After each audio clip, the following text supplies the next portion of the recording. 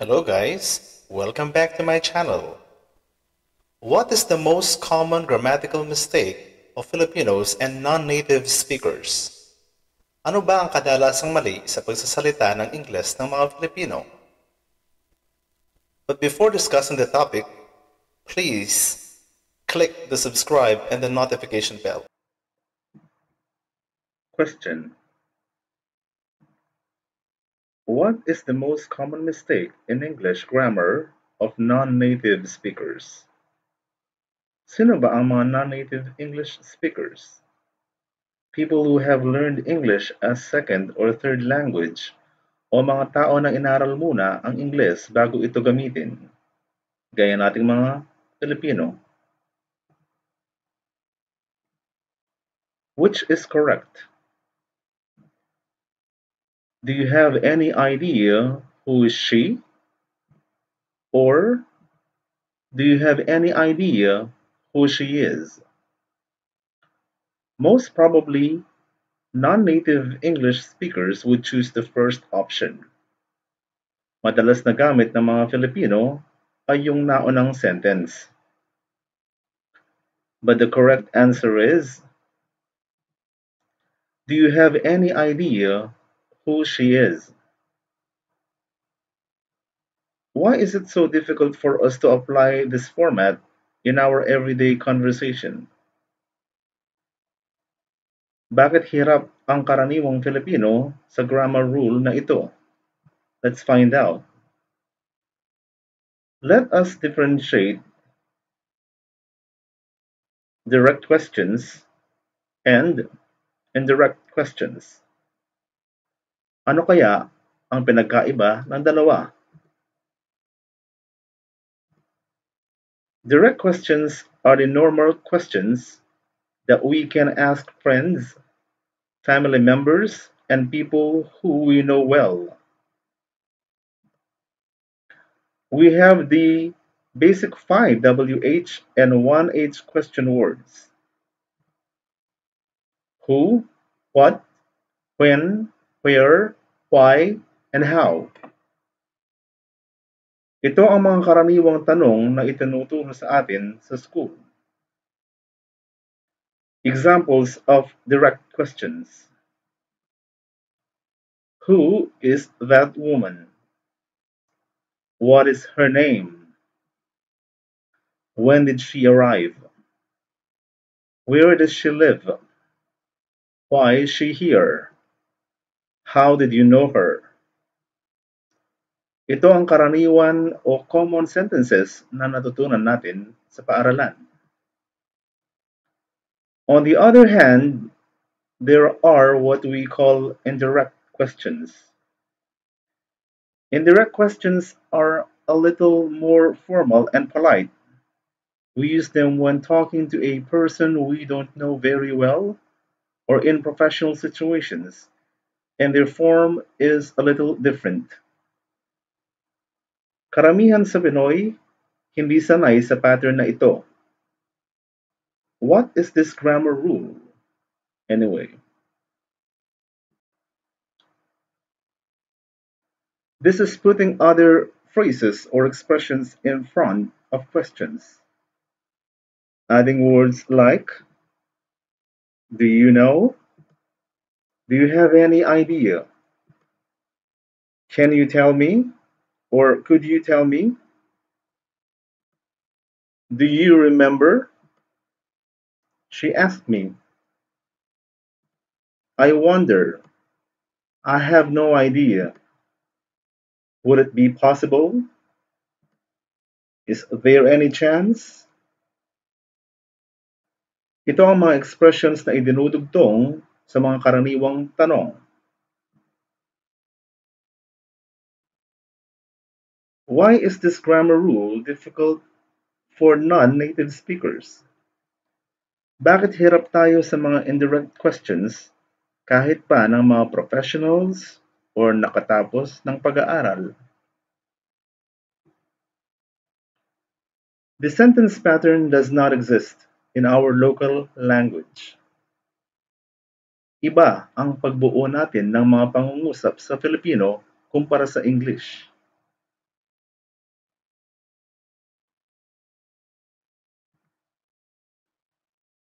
This grammar rule was not taught or consistently reinforced in schools. Sa mga naunang panahon, hindi ito naituro sa mga public schools. O kung naituro man, kulang sa practice. People ask questions directly. Sanay tayo magtanong directly.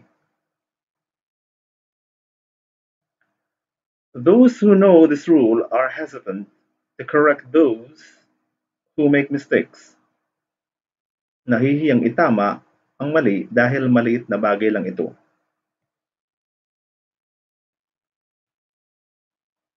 General rule. This is the most important thing to remember in making indirect questions.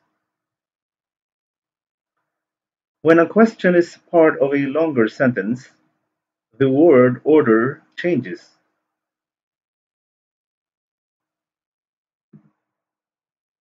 Let us know this first. We should familiarize ourselves with the auxiliary or helping verbs. Why are they called auxiliary or helping verbs? Simply because they help the main verb in a sentence. May kasama pa silang ibang verbs sa sentence. We have the be verbs. Am, is, are, was, were, being, been. We have the modals. Can, could, will, would, shall, should, may, must, might. We have the to have verbs. Has, have, had, having.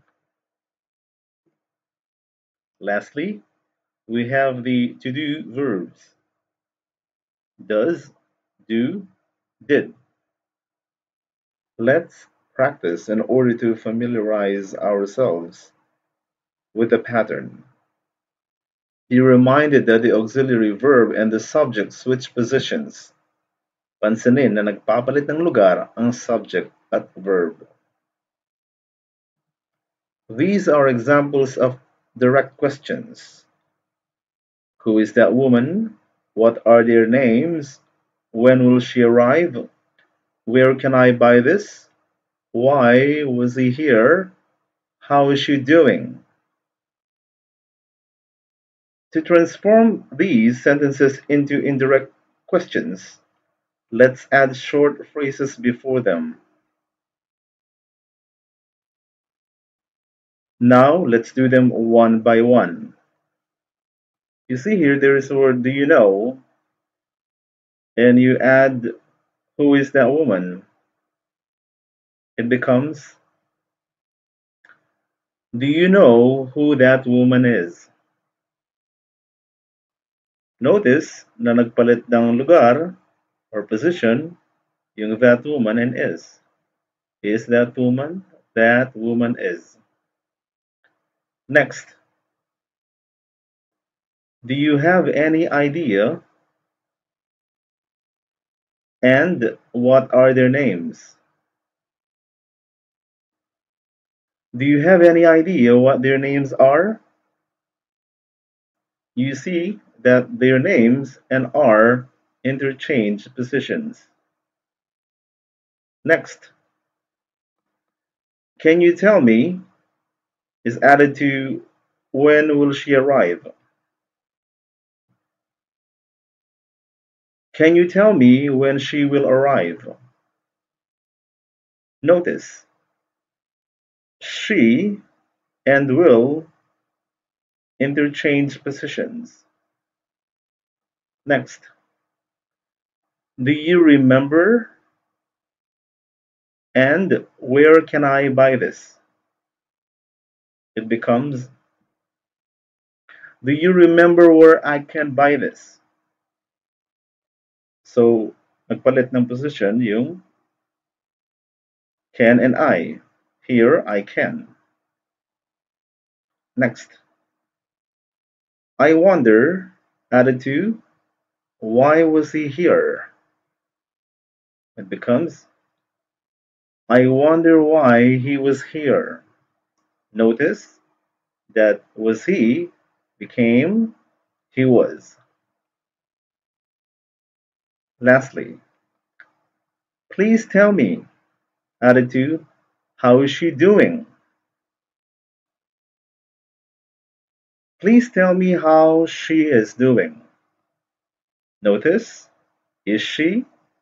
She is. Ito ang dahilan kung bakit inaral muna natin kanina ang mga helping verbs. But wait, there is an exception to the rule. What is it?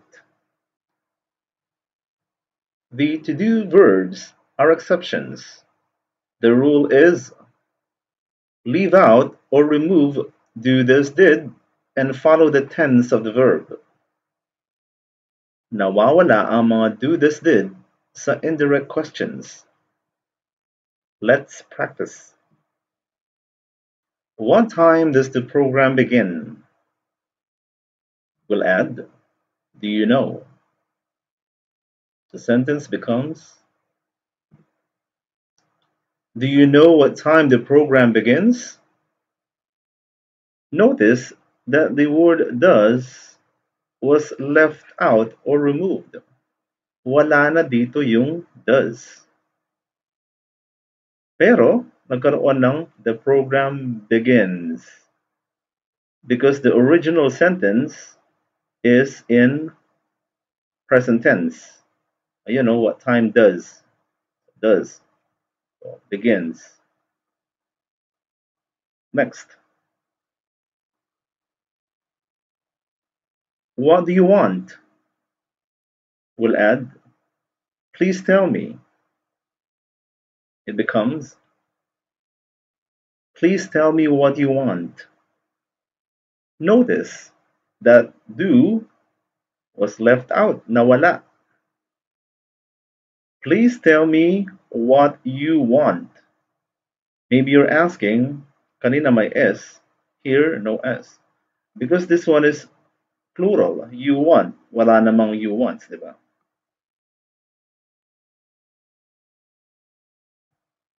Next, why did she fail the test? We'll add, I wonder. So, can you guess? It becomes, I wonder why she failed the test. Notice that did was removed. It's not here anymore. Just connect the two phrases. But the word fail became failed. Why? Sabi nga kanina, tense of the verb. What is the tense of this one? It's past. So why did? So did failed. How about questions that are answerable by yes or no? Here is the rule. With these questions, use the word if or whether. Examples. Does she know how to cook? Let's add, do you know? The sentence becomes, do you know if she knows how to cook? Or do you know whether she knows how to cook? We combine the two phrases, pero naglagay ng if or whether in the middle. This original sentence starts with does, so it's answerable by yes or no. So the word does is left out or inalis. And it becomes she knows. Bakit? Kasi nga yung does present tense. So it becomes she knows how to cook. Next. Do you have coffee in the morning? Let's add I want to know. It becomes I want to know if you have coffee in the morning. Or I want to know whether you have coffee in the morning. The same applies. We combine the two, but we put if or whether in the middle. And this one starts with do, so answerable by yes or no. So we put if or whether in the middle. Next. Did she receive my email? Let's add. Do you have any idea? Do you have any idea if she received my email? Or do you have any idea whether she received my email? So the expression do you have any idea is there, and then we put if or whether, and then she received my email. Why did she become why did it become received? Because this one, the original sentence, is in past tense. Did or received.